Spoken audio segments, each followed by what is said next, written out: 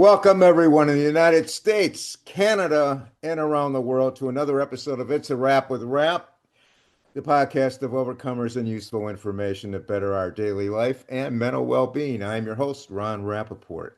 My guest today is John Jay from the United Kingdom. John was educated at the University College School, Hampstead, and Magdalen College, Oxford.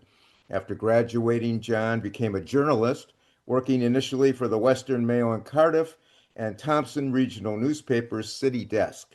In 1986, he became the city editor of the Sunday Times, and between 1989 and 2000, he ran the business coverage of the Sunday Telegraph and then the Sunday Times.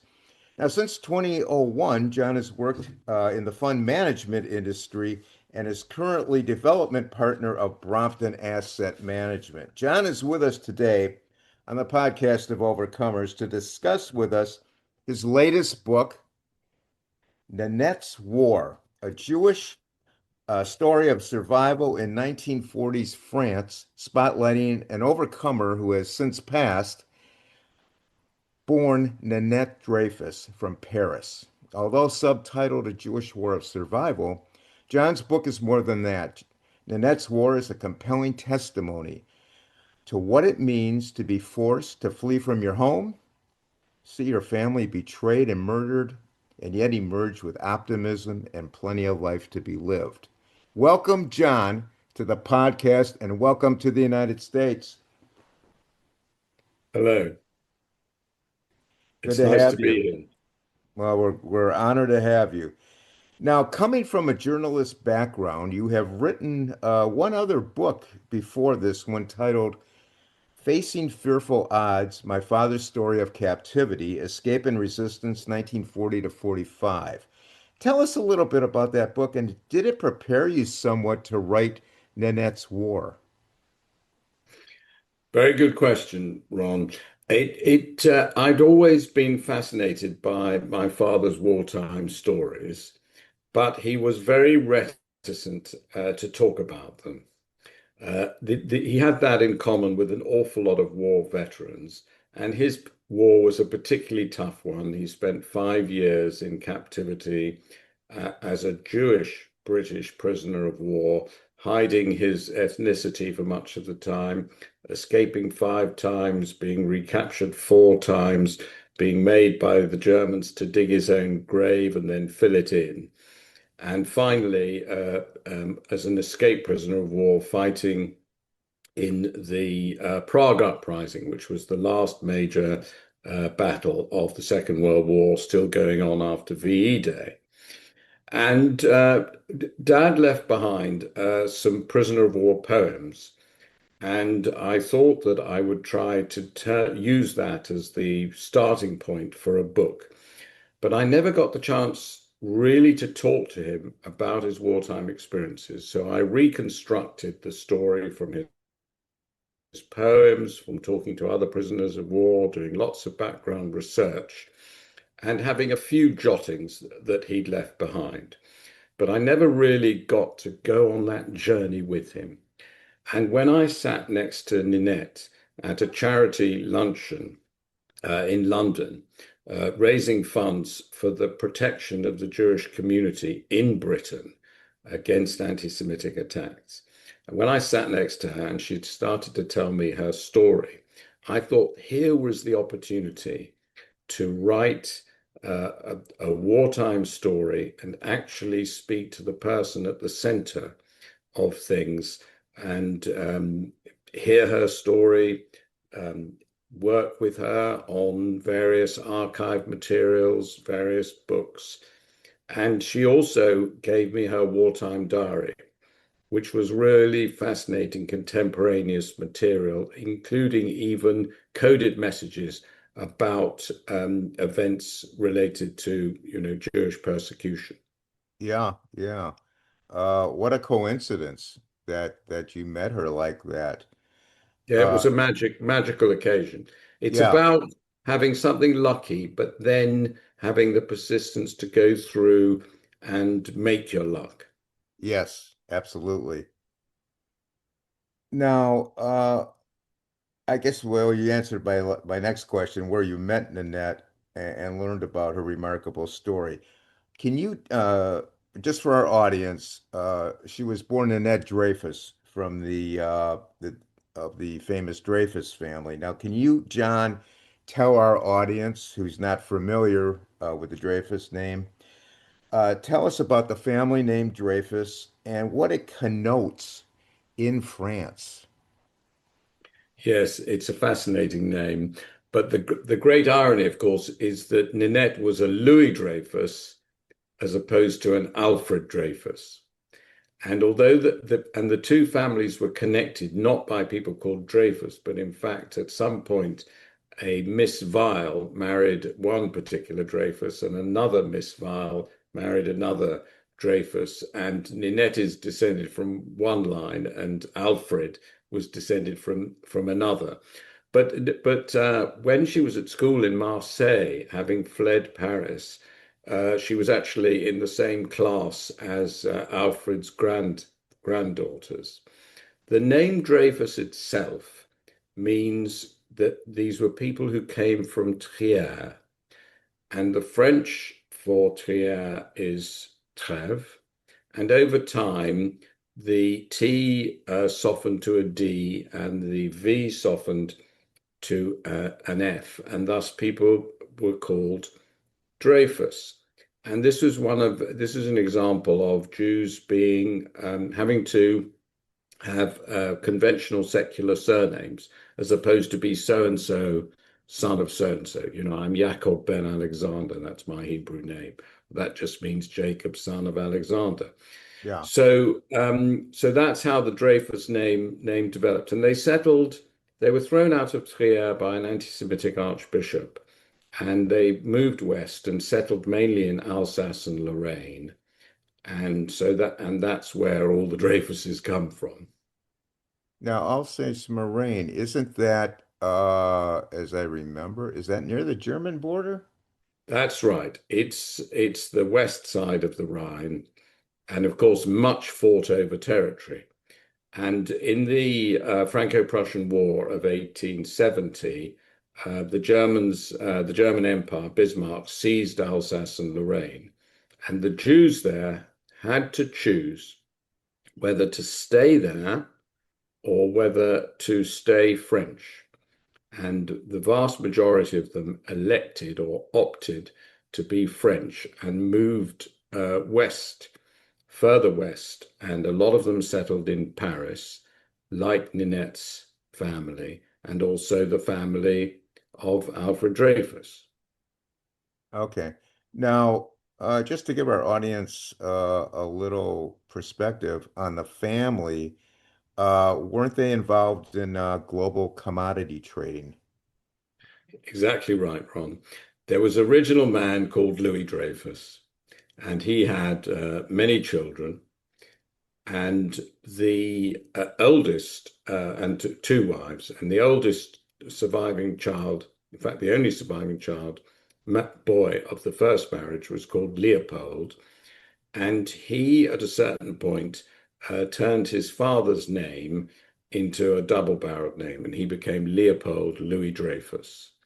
And he was really the architect of a business that grew into one of the world's largest commodity trading companies, sourcing grain from around the world, from the Ukraine, from South America, from Australia, from North America, and selling it in the markets of Western Europe.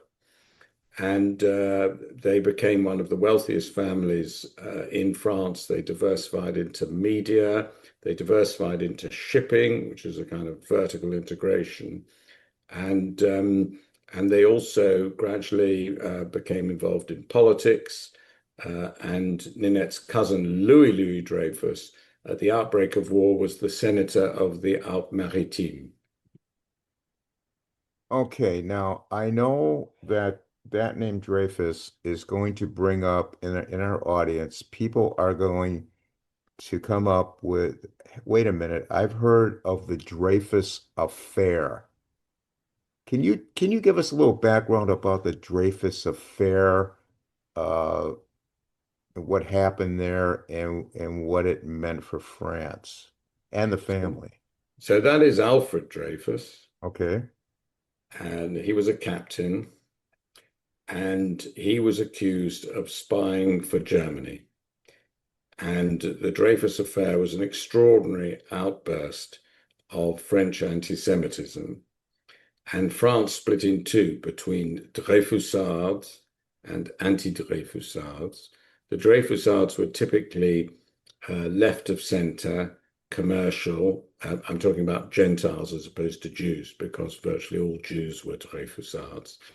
And the anti-Dreyfusards tended to be rural, monarchist, anti the French Republic, ardently Catholic, and people who believed in the military. And of course, the military had indulged in a vast conspiracy in order to discredit Alfred Dreyfus. And the French writer Émile Zola became the most famous Dreyfusard, writing a famous article headlined "J'accuse," I accuse. And finally, having been sent to Devil's Island, which was a horrible prison island, Alfred Dreyfus was finally pardoned and returned to France. But it divided France in a way that virtually nothing else divided France in the late 19th, early 20th century.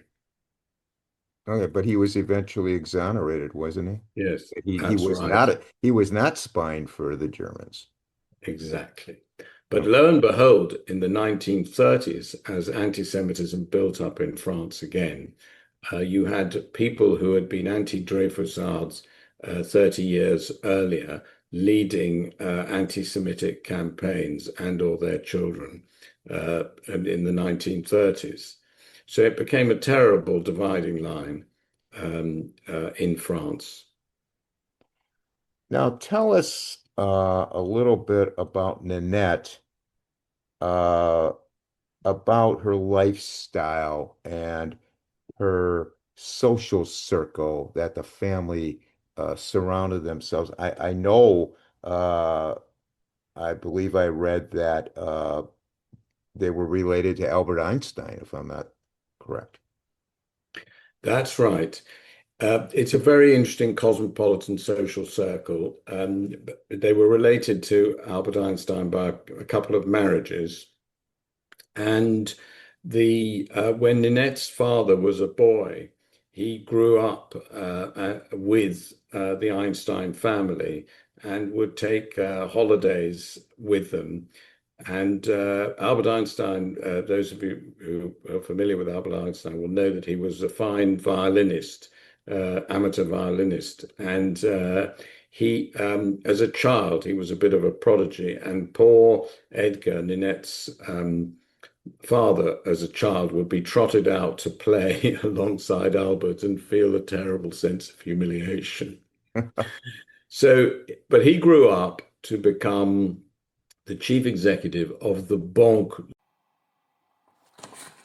Our podcast guest and supporter, Stacey Roberts, physical therapist, master of science in nursing and functional medicine practitioner, brings over 30 years of experience to her new book titled The Pain-Free Formula, Solving the Puzzle of Muscle and Joint Pain Without Surgery, Drugs, or Injections, aimed at people who have tried many treatments for muscle or joint pain with limited success and are looking for a more holistic, root cause approach without relying on surgery, medications, or injections. This is not just another book filled with medical jargon or miracle cures. Stacey is a respected physiotherapist and health expert who has helped thousands of people, including professional athletes and celebrities, find real lasting relief, and she puts the entire roadmap in the book. The reader will be amazed how Stacey breaks down the truth about chronic pain, how it is not just about bones or muscles, but about how the body, the mind, and even our habits all play a role in healing. The book will give you a step-by-step plan to finally take control, to understand your pain, your body, and how to create an environment where healing can happen naturally. Here is the best part. Her approach works without relying on surgery, injections, or constant medications. If you have been living with chronic pain, if you have been told surgery is your only option, or you are tired of just masking symptoms, you need to read the Pain Free Formula. It is not just a book, it is a lifeline. It will teach you how to take charge of your healing journey, how to understand what your body is trying to tell you, and how to use proven methods like soft wave therapy and natural movement to finally live pain free, safely, and effectively. You can obtain the Pain Free Formula on Amazon, available in paperback and Kindle. Don't wait for another sleepless night or another round of failed treatments. Take the first step toward real relief and start your journey to living pain free. Louis Dreyfus. And although at that time he was a Swiss citizen during the First World War, he was involved in raising funds for the French war effort. And going forward in the 20s and 30s, he was involved in a project to save the franc from devaluation. There was a run on the franc, and a lot of French bankers got together to support the franc, include a number of Jewish firms, Rothschild, Lazard's, Banque Louis Dreyfus, got together to support the franc. And out of that, Edgar was made, given the Légion d'honneur, which you will have in America a similar civil award. Medal of And Honor type thing. yeah, so he starts off as a chevalier, knight of the Légion d'honneur, and then is promoted to be an officier, officer of the Légion d'honneur. So So this family was second only to the Rothschilds in status, as I very understand. much so, second only to the French Rothschilds. That's exactly right, Ron. And so Ninette has a real silver spoon upbringing. Yeah, Uh, She lives in a little cul-de-sac off the Avenue Foch, which is one of Paris's grandest streets. It's even wider than the Champs-Élysées.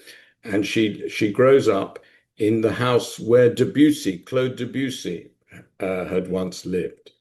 And Claude Debussy's piano room and composing room became the Dreyfus family dining room. And next door, at a certain point, the next door house was occupied first by the French singers, singer sewing machine yeah, family, absolutely. and after that is occupied by Arthur Rubinstein, the Polish American Jewish pianist.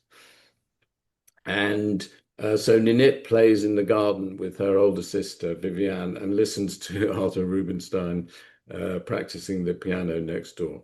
And she goes to find private schools and has all the standard haute bourgeois upbringing, the skiing lessons, the riding lessons, the ballet lessons, the piano lessons, etc., and the visits to the grand spa towns in the Alps. But then, of course, the world turns very nasty. Yeah, yeah, we're going to get into that. Now, it was said by you that writing this book concerning the Holocaust in wartime France was like restoring a mosaic. What did you mean by that? And please tell us the sources you used to corroborate the events of that time and the facts from Nanette's memory. And you met her, I believe she was getting up in age. She must have been in her late 80s, maybe, that she told you about that had to be corroborated. Could you talk about that? Okay. My mosaic metaphor is very simple. A mosaic is a series of little chips, Right. and together they make a picture. But separated, they're just a pile of stones. And but if you can reassemble the pile of stones, you'll not necessarily have the complete image. There may be stones missing, but you will get a rough feel for what the original image was like. And I think historical research is a bit like that. You have to be humble in the face of the limitations. Right. The second point is that memory is a very fragile source for history. One reason, obviously, is the sheer passage of time. The second is that people see things from a different perspective. If there's a car crash out in the street and it's observed by 7 or 8 people, they'll give you 7 or 8 different explanations and descriptions of what happened. Sure. So the third point is that one tends with one's memories to see them through the prism of subsequent events. And that can be dangerous because you're reinterpreting the event based on what happened subsequently. And that may not necessarily have been the case at the time. So I had to be very, very careful. I had Ninette's diary. That was an incredibly important piece of the mosaic because that was contemporaneous information. What the young Ninette, what the teenage Ninette felt at any given time during the war, sometimes writing in code, sometimes talking about very important events, sometimes talking about what happened at school or how she had a spot on her nose or whatever. But it's really, really good information, giving you atmosphere, color and atmosphere. Do you So know then what age? Do you know what age she started that diary? she stays wonderful. The first entry is for the 3rd of September 1939. Wow. So she's 11. And So today's the 11 3rd of coming up to September. 12. The outbreak of war. The first entry says today France was at war with Germany, Yeah. Wow. which is extraordinary. I mean, just perfect. And she's talking about listening to the radio and what a strange feeling it was, and how her Italian nanny was stranded at the border, etc., and where her cousins were. So the diary was very important. But then I backed all that up with an awful lot of, well, first of all, interviewing other people who were alive at the time, Ninette's neighbors, Ninette's friends, Ninette's children, and how they saw her mother, her niece, etc. And then I moved on to reading first-hand accounts of the the Exodus from Paris in 1940, and the experiences of other French Jews during the war. And I then moved on to more general history books, always trying to fill in the gaps, find the mosaic pieces in what I suppose a work of reconstruction, which is like a vast mosaic with Ninette and her family in the middle, and the background being, the broader events of the Second World War. And one particular advantage that I had is I went to the BBC archives, which have the entire collection of French language broadcasts by the BBC's French team during the war. Now, this was incredibly important for people in France. They would listen in Ici Londres, and then there would be the first few notes of Beethoven's Fifth Symphony, da da da da. And then they would say, Les Français parlent aux Français, the French speak to the French. And Ninette's family would listen into this. So I had lovely material about what they would be listening to at any given time, etc. So it was kind of like what we have used to have Radio Free Europe or whatever. Uh, that's where they got the real news from. Yeah, yeah. Was This was very important. This was a sort of morale lifeline oh to be, yeah, there they are in Vichy France, which is collaborating with the Germans, rounding up Jews, handing Jews over to the Germans, etc. And then the Germans arrive in the southern zone near Ninette, and then they arrive on the Riviera. This is a very, very, very frightening time for a teenager. But then Absolutely. family is tuning in and listening to the BBC. Now, for our audience, to get an understanding of the time, can you tell us how wartime France was divided up after there was a French armistice, which was really a defeat in June of 1940? Can you tell us, the audience, because a lot of people, in the audience don't know about it. How was France divided up? Well, basically, the terms of the armistice involve the Germans occupying about two-thirds of France, the vast majority of its industry, obviously the capital, Paris, and the entire coastline, other than the Mediterranean. So the Atlantic coastline, all the way down from the Belgian border to Spain. Okay, And they need that because they're planning to invade England initially, and they need that then to defend potentially against an Anglo-American, D-Day style landing, which right, eventually comes. The rest of France becomes something that was initially called the Free Zone and then became called the Non-Occupied Zone, and that was ruled by from Vichy, where there was a French government in exile that collaborated with the Germans. So, in the terms of the armistice, one of the terms was that this sort of satellite state, this puppet regime, had to hand over to the Germans all German and Austrian and Czech citizens. So, in other words, those very people that had fled Germany and Austria, mostly Jews, but also people left of center people, socialists, communists. Then, one of the terms of the armistice is that Marshal Pétain hand them back to the Germans. Just the most extraordinary situation.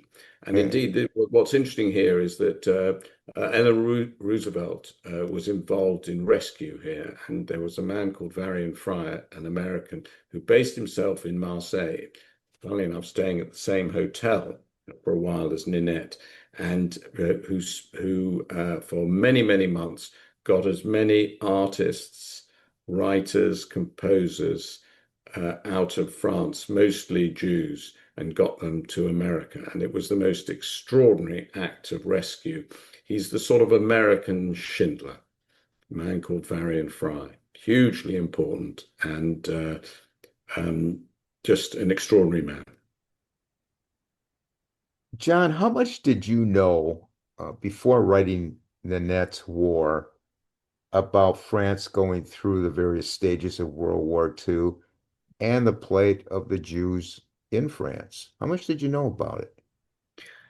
I knew an awful lot less than I know now.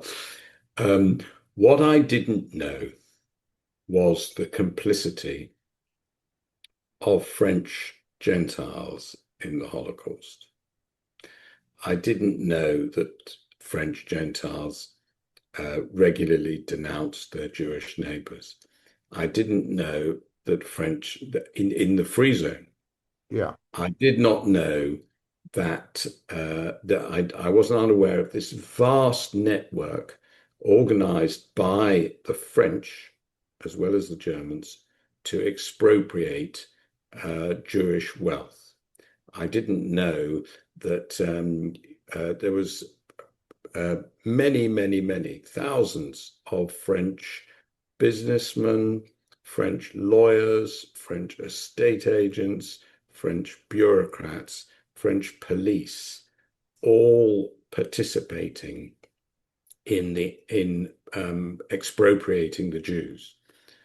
I didn't know that French gendarmes guarded camps in the Free Zone of foreign Jews, and then at a certain point that the French government literally, handed over thousands and thousands of Jews who thought they were safe in the non-occupied zone, handed them over to the Germans for then to be taken to the main French concentration camp, which was just outside Paris, a place called Drancy, and then deporting them to mainly to Auschwitz, either to be worked to death or gassed immediately, or straight to Treblinka and Sobibor.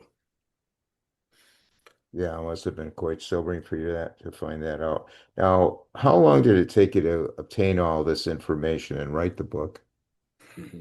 It's a good question. You should ask my wife about how long it was, because she sat with me throughout, both literally and metaphorically, and we would go on journeys of research, go through the Pyrenees to follow Ninette's journey. And Yeah. it took the good part of a decade. Have you ever wondered how some people manage to turn tragedy into triumph? How they take what could have broken them and somehow transform it into a new beginning? Meet Judy Kim Cage, the author of Super Survivor: How Denial, Resistance, and Persistence Can Lead to Success and a Better Life After Stroke. This remarkable book takes you on a real life journey, one that begins with a devastating stroke but evolves into a story of resilience, humor, and hope. It's not just about surviving, it's about reinventing life when everything you knew suddenly changes. In Super Survivor, Judy invites readers into her world, the world of a woman who refused to let her physical challenges, fear, or frustration define her. She writes with honesty, courage, and even laughter about the realities of stroke recovery, the setbacks, the small victories, and the powerful lessons she learned along the way. It's a story that shows us that denial, resistance, and persistence aren't necessarily bad things. In fact, when used with purpose, they can become powerful tools for healing and growth. When Judy faced her stroke, she didn't know what the future held. But instead of surrendering to despair, she channeled her energy into discovering new strengths, new possibilities, and new ways to live a full and meaningful life.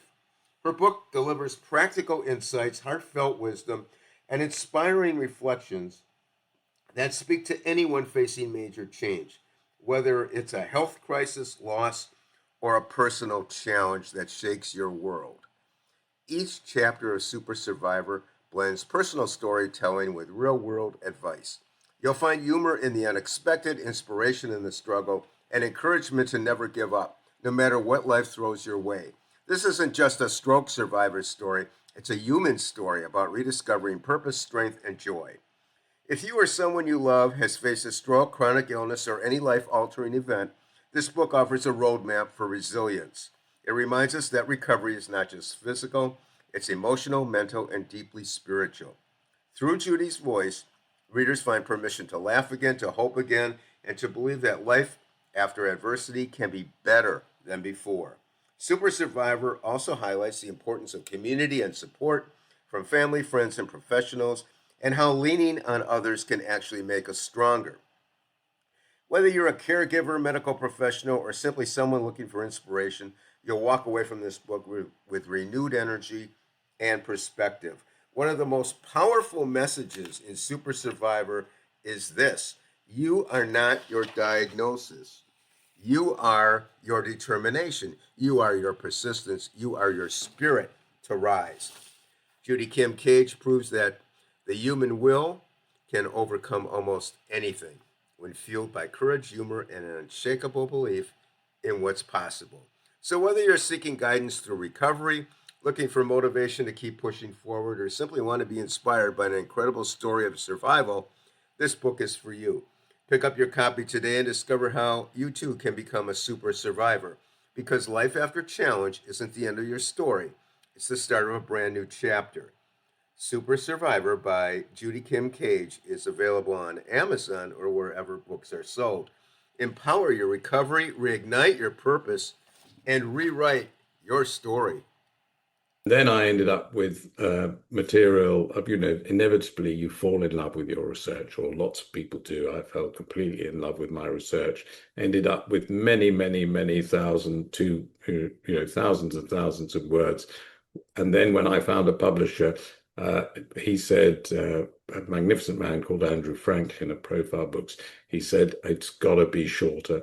And so I cut and cut and cut, Yeah. and ultimately got it to a length with which he was comfortable, and thus it was published. I think that's common among writers to come in with a huge book and then the editors go, no, no, that's not going to work. Yeah. Yes. Uh, so can you describe to us life in the quote free zone of southern France for both Jews and non-Jews alike?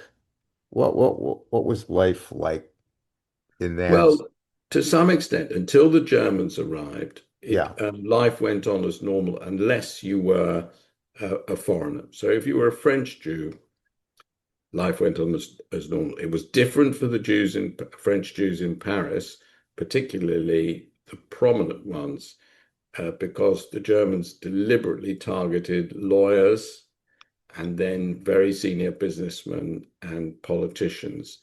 And Ninette's cousin Andre was rounded up in one of these very early roundups. But in the southern zone, you would be investigated for political activities, and that meant resistance activities if you were a Jew. But you might just sit and wait in the hope that things were going to turn up. And if you had savings, you were left with your savings, but your businesses would be expropriated potentially. And what about were there food shortages, Well, restrictions? there were food shortages for everyone, and if on the Riviera, there's not much production of food other than grapes, and therefore Ninette and her family constantly felt hungry. Ninette constantly felt hungry, but they existed on root vegetables to some extent. But there was also the sea, so there was a certain amount of fishing, and Ninette became an expert diver, going out to a rock beyond where the family had rented a villa to collect oursins for the family. And there was also a black market, and people would go out on illegally out into the countryside to visit farmers and trade their household goods for food. So yes, the black market was very, very important. It was called System D, and that meant the system of getting by, Okay, essentially. so Nanette went from that silver spoon upbringing to where we are now. Uh, Basically, like you said, eating root vegetables and getting by. So she knew what was going on. She knew what was going on for people generally, and she did communicate with her cousins in Paris, but their phones were tapped. So you had to be very careful about what you said, and you had to be very careful about what you wrote. So it was difficult to know exactly what was going on. That said, if you went to the cinema, there were newsreels full of anti-Semitic hatred, and the French authorities in Vichy also allowed the distribution of German anti-Semitic propaganda translated into French. So, the worst that Goebbels could produce was translated into French and shown in French cinemas. So they had a pretty clear idea of those aspects of the final solution. They did have a clear idea of exactly what was happening in the death camps.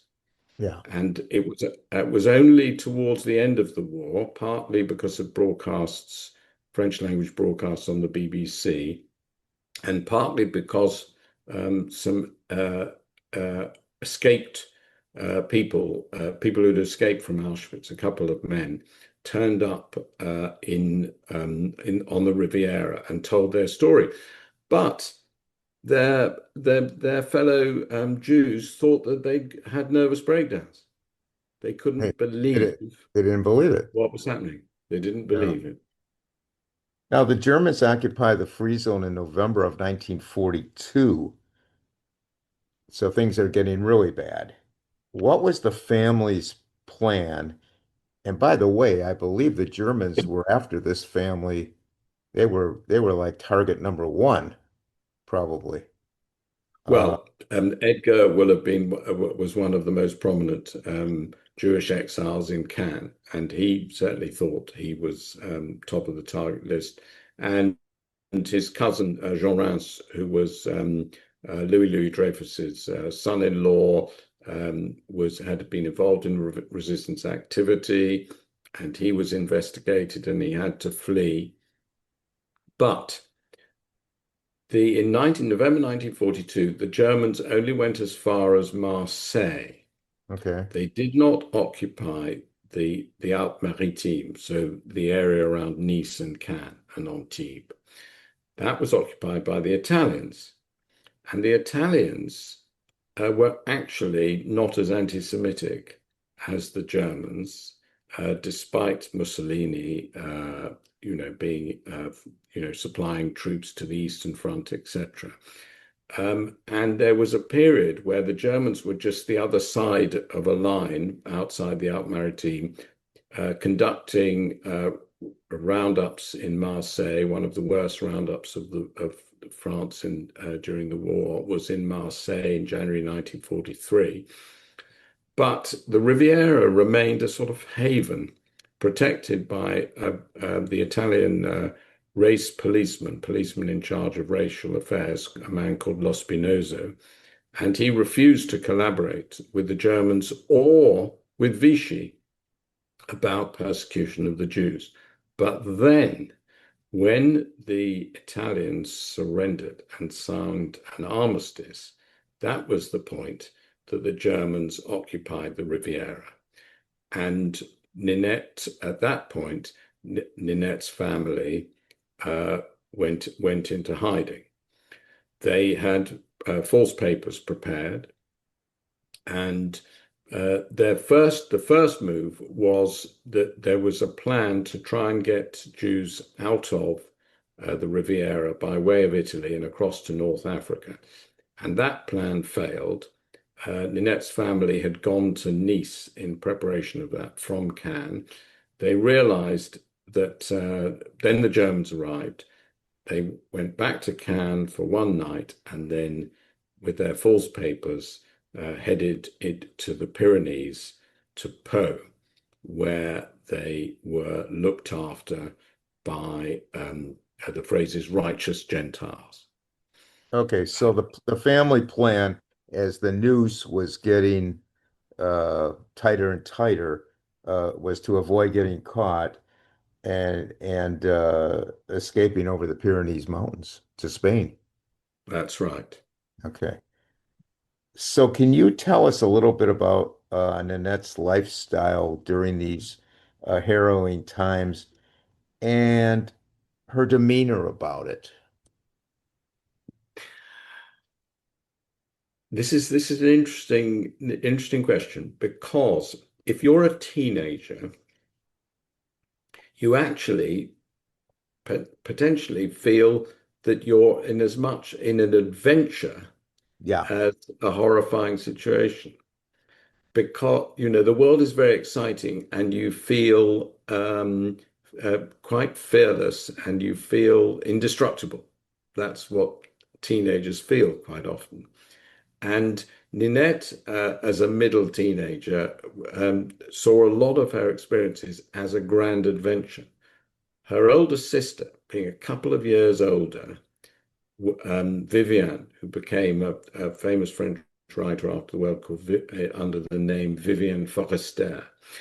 Viviane had a more adult or more mature feeling for what was happening.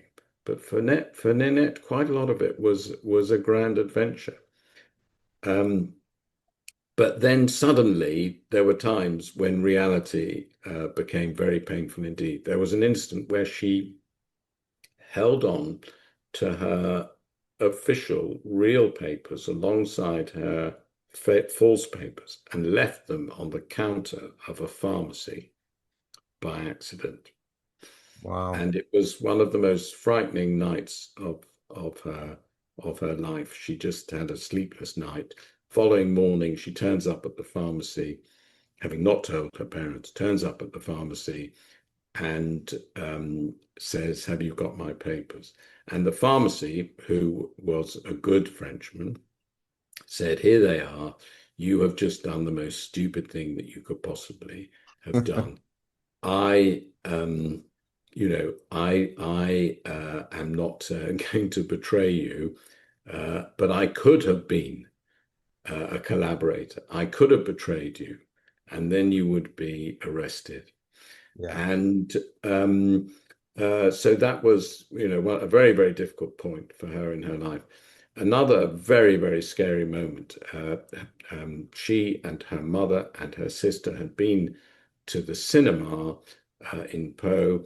They're hiding in plain sight. They've got their false papers. Ninette is, instead of Ninette Dreyfus, she is Nadine Delma.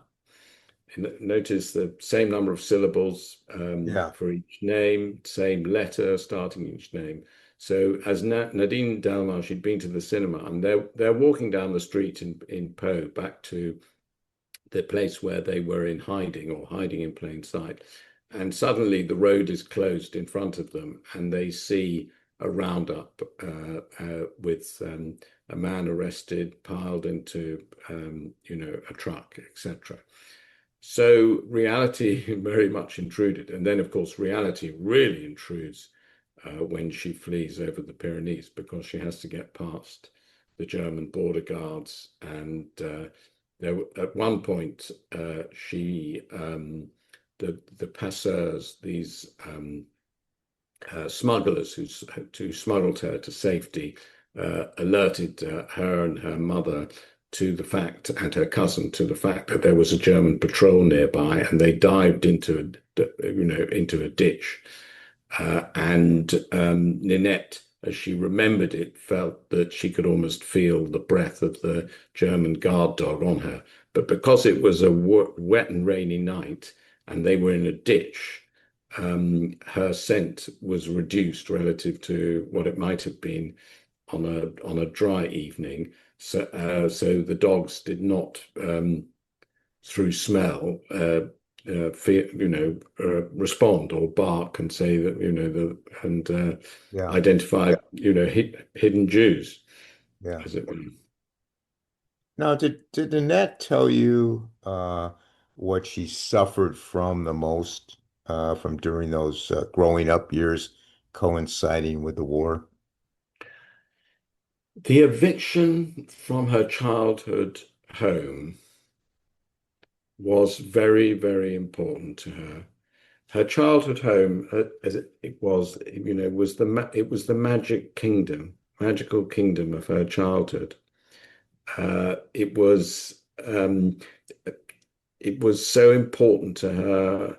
The nursery, the playroom, the piano room, her bedroom, and um, you know, that was emotionally very, very important to her. And the eviction from that sort of childhood paradise. We're all, to some extent, as we grow up, evicted from a childhood paradise. I mean, that's what adolescence and being a teenager is all about. Yeah. But if you are evicted in awful circumstances in wartime, and you take part in the exode, and you've got millions of French people on the roads, walking, cars going along at a snail's pace, people with all their belongings in a pram on their backs. You see families with farming families with all their possessions piled up on a lorry or a tractor, with mattresses and chickens and all that sort of thing, then you're seeing chaos. Yeah. You're seeing chaos that you've not seen in your protected childhood, and it's very, very traumatizing. And when she was in the southern zone, to make her mother feel happy, Ninette was quite a good amateur artist. She would draw the family home and give the images of the family home to her mother as a present, to Wow. say this is what we've said goodbye to. What did Ninette do after the war in her adult life? Well, she got back from the war. Her education had been wrecked. She was a reasonable student at the Lycée Capron in Cannes, but of course, when she went into hiding, there was no more proper education. And then, when she was in Spain in exile through to 1945, there's no education. But she came back and enrolled at a distinguished Parisian art school called the Académie Julian, and did quite well. She was the kind of co-head of class with someone who subsequently became a famous sculptor. But she was also a bit of a dilettante, and she was apprenticed to a man called Paul Colin, who was a famous French graphic artist who'd done the various posters in the Jazz Age. Um, and but she was not sufficiently focused. And at a certain point, Paul Colin said, you're not going to take this seriously. It doesn't make sense. She then became a volunteer social worker looking after troubled veterans first from the Second World War and then from the early period of the communists fighting against the French in French Indochina, what became Vietnam. Okay. And at a certain point, she met her future husband.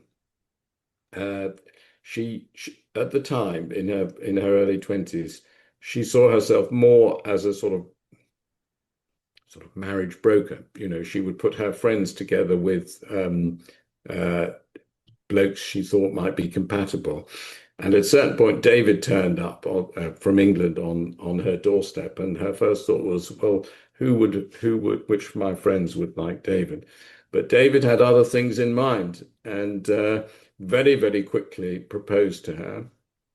And after a certain amount of resistance by Ninette, she decided that he would be the love of her life.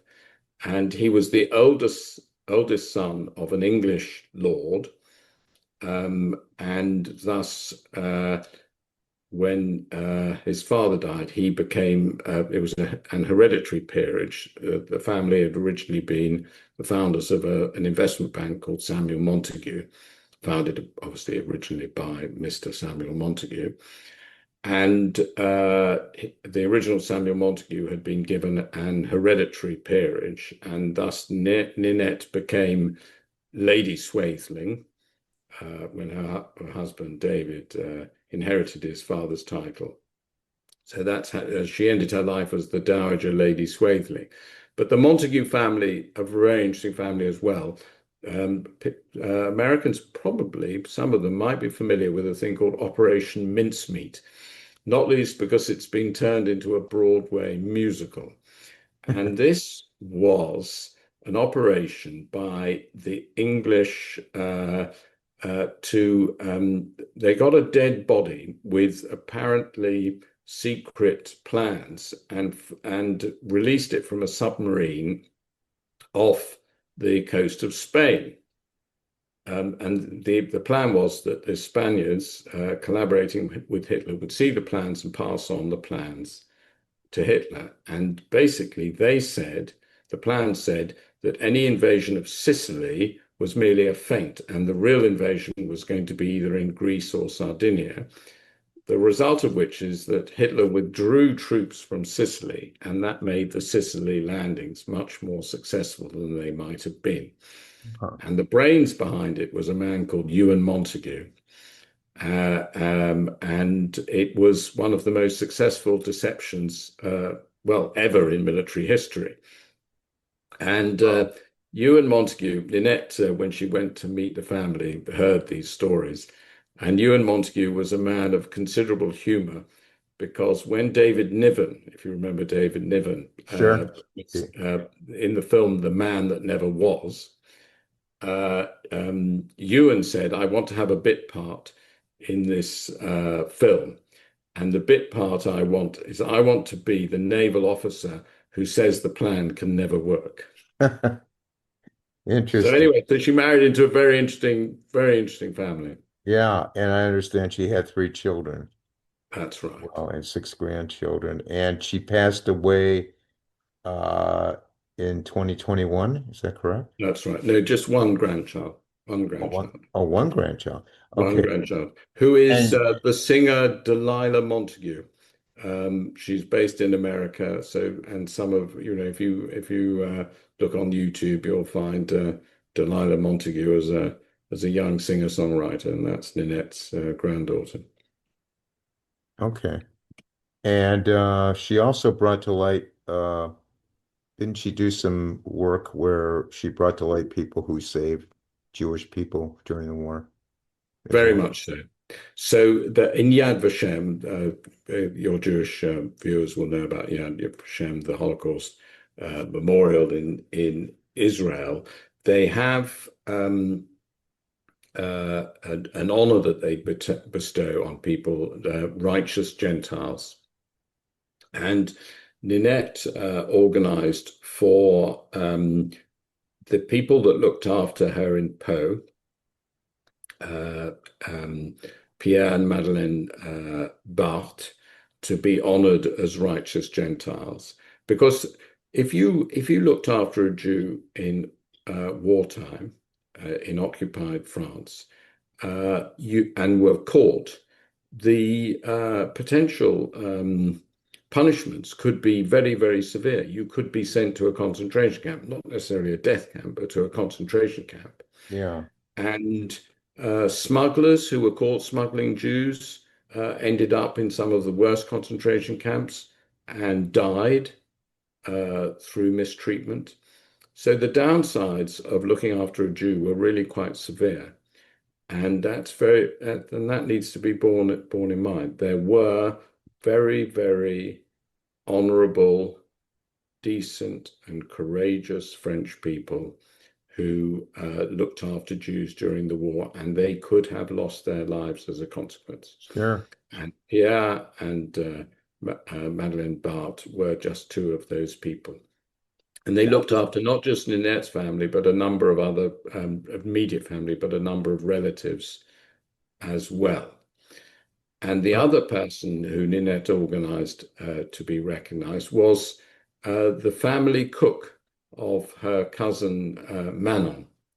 And Marie Conti, basically, when Manon's father, Jacques Lovenbach, was arrested and deported, she looked after Manon, who was in a terrible state, as you might imagine, seeing your father being arrested, beaten up and arrested in front of you. And he then has the courage to say, because they had false papers, this is my Gentile mistress, of his daughter. And so take me away, but don't take her away. Yeah. Wow. And then she's Marie Conti hides her in a pigsty, looked after by local farmers, and then guides her to Po, and thus she goes over the Pyrenees with Ninette and her mother at the same time. So Ninette wanted these people to be recognized. How did the family, briefly, how did the family fare after the war? The family came back to Paris, but the French government then refused to give them their house back.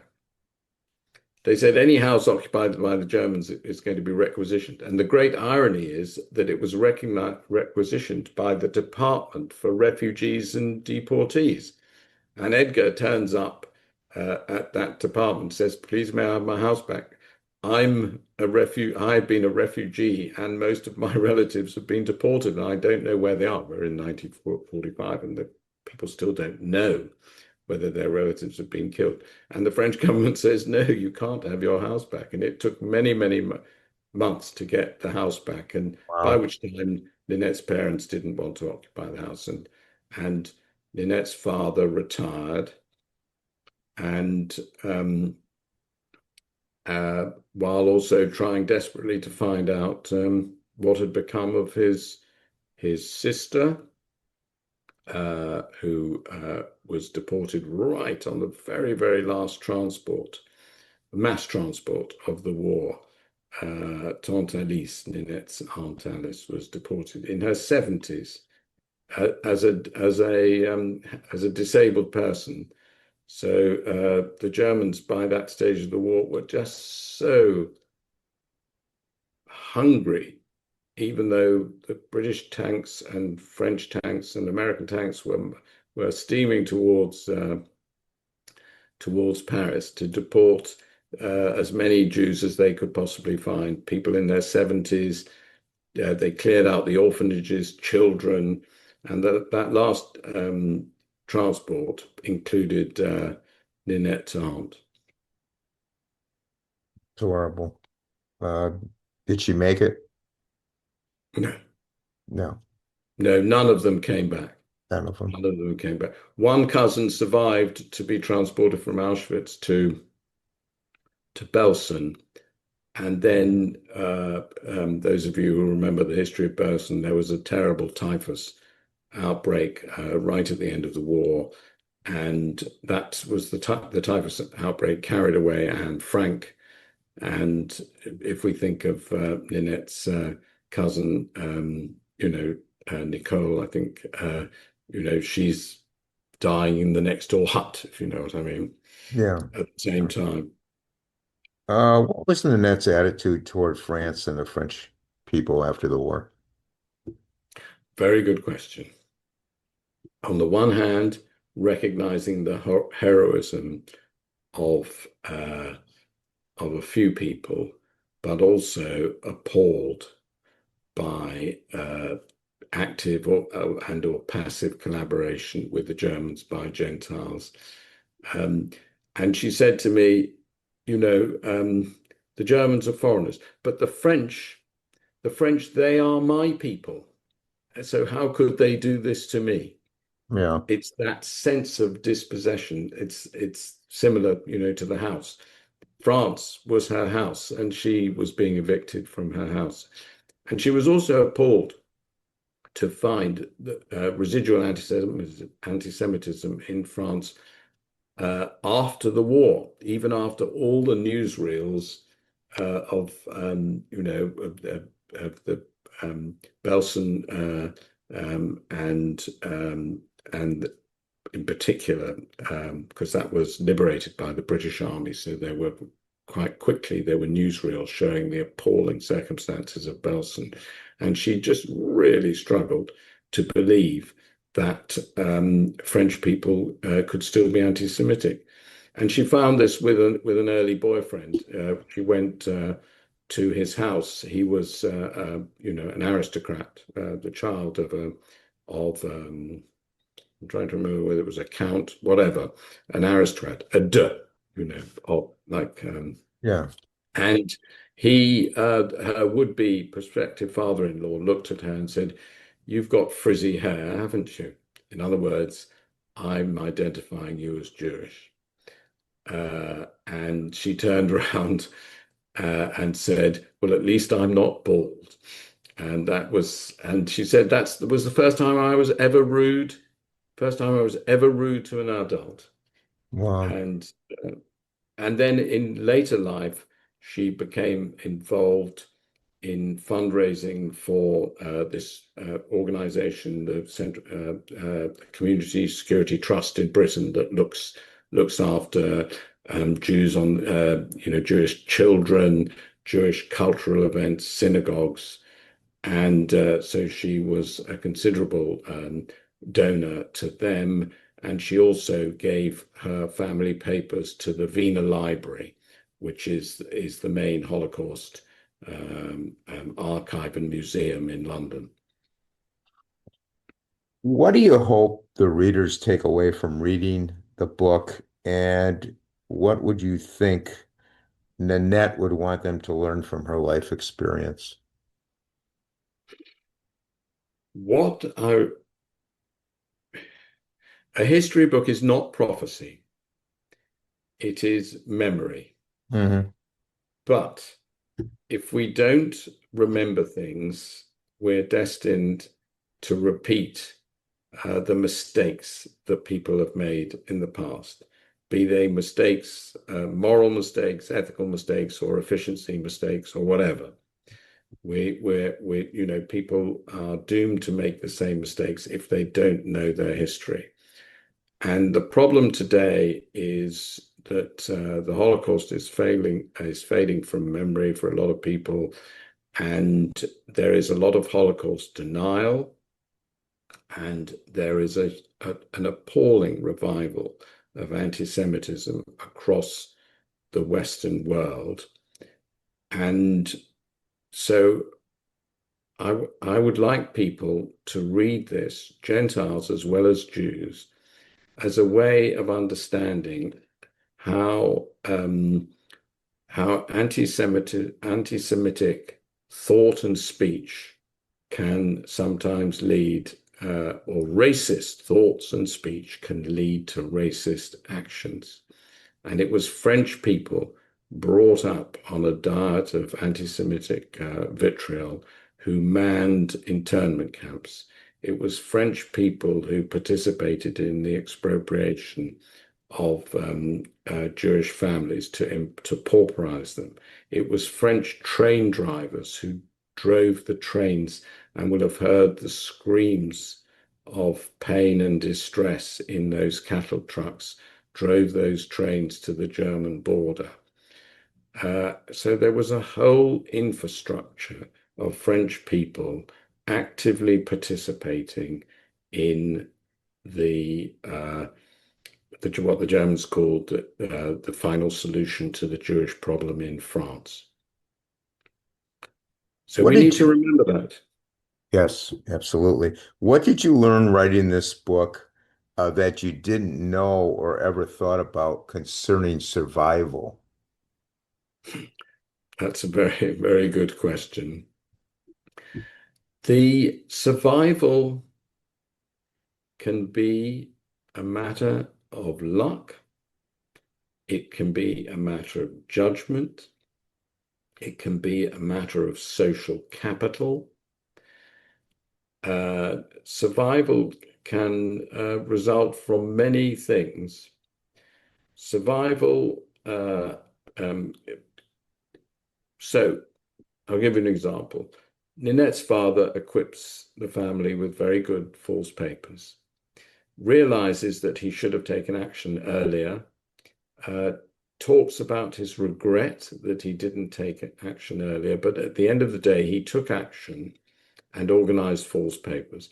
Now, he organized very good false papers. That's based on social capital, based on contacts, one might say. The fact is, the master forger, or a man called Roger Appel, who later perished in Auschwitz, the master forger of the Riviera, who had previously worked for the Dreyfus Company, produced their false papers.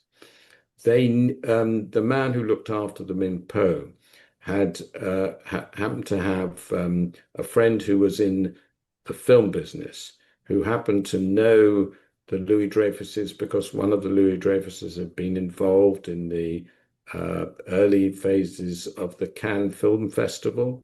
So there was connections. Okay. But there's also luck.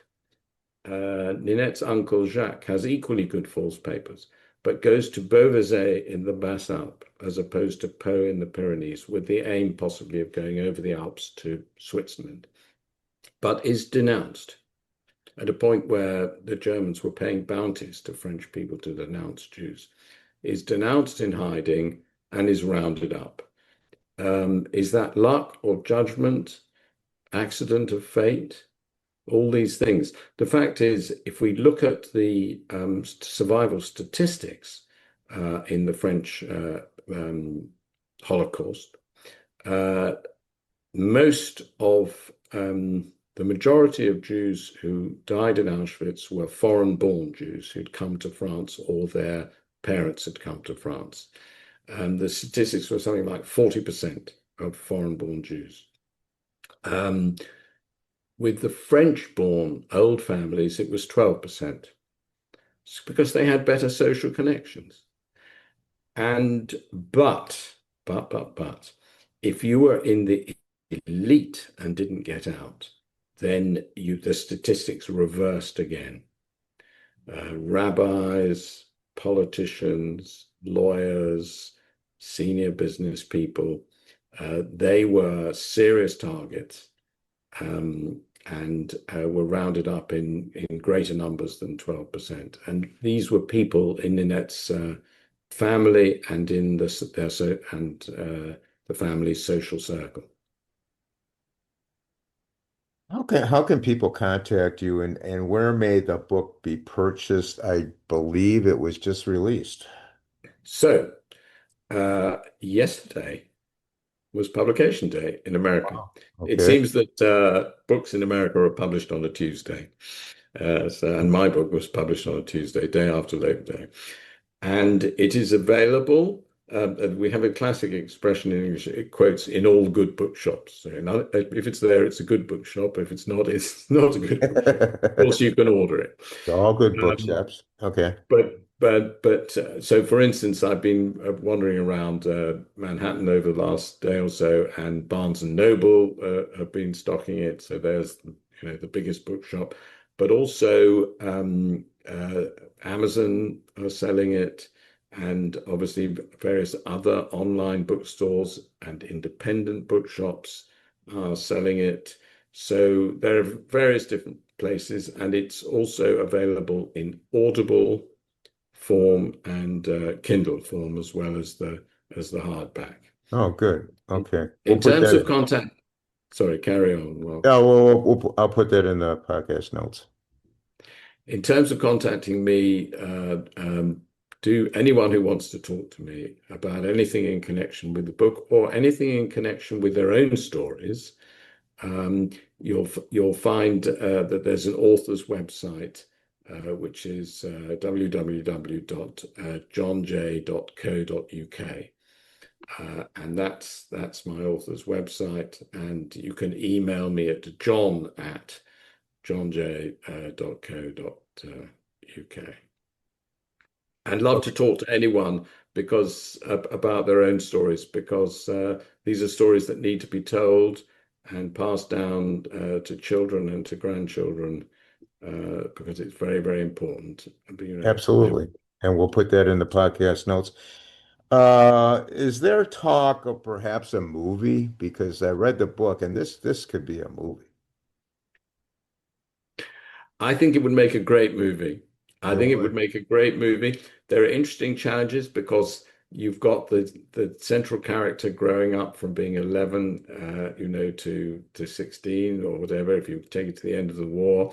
You need a versatile young actress who can play, a prepubescent through to, late teens. But I think you've got some graphic stories. You've got the hiking over the Pyrenees to safety, and the Exode was an extraordinary event. A number of your readers will have read Suite Française and seen the film Irène Nemirovsky. It was an extraordinary event, the biggest movement of civilians ever in Western Europe, as millions of people took to the road while being dive bombed by German Stukas at various points. Wow. Do you have any new projects coming up in the future, John? What's the next project? I'm thinking about a novel. so turning Okay. to fiction. But there may be another fact book that comes along. The main thing at the moment is Ninette's War. Yeah, That's absolutely. focus at And the moment.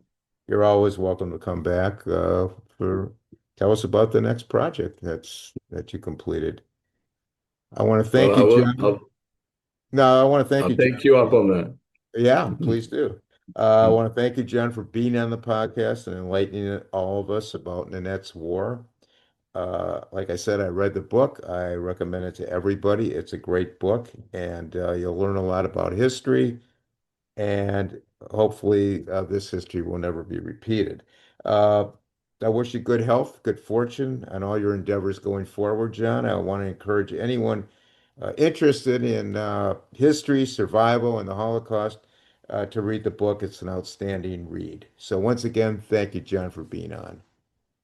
Well, thank you, Ron, very much. I've enjoyed myself a lot, and that's down Great. to you. Great. Comments and suggestions for the podcast, you can email me at itsawrapwithrap@gmail.com. We have a Facebook group. It's a Rap with Rap. We have a couple thousand members. That is a private group. So if you want to join, you'll have to email me. We're on Instagram. It's a Rap with Rap podcast. We're also on X at Rapper, WRAPPER 130. We're on social media, Blue Sky, and we're on Mastodon. And of course, all the podcasts are on YouTube. It's a Rap with Rap, the podcast uncut. Our website is itsawrapwithrap.com. I want to thank everyone for listening or viewing. I want everybody to please stay safe. And for now, it's a wrap.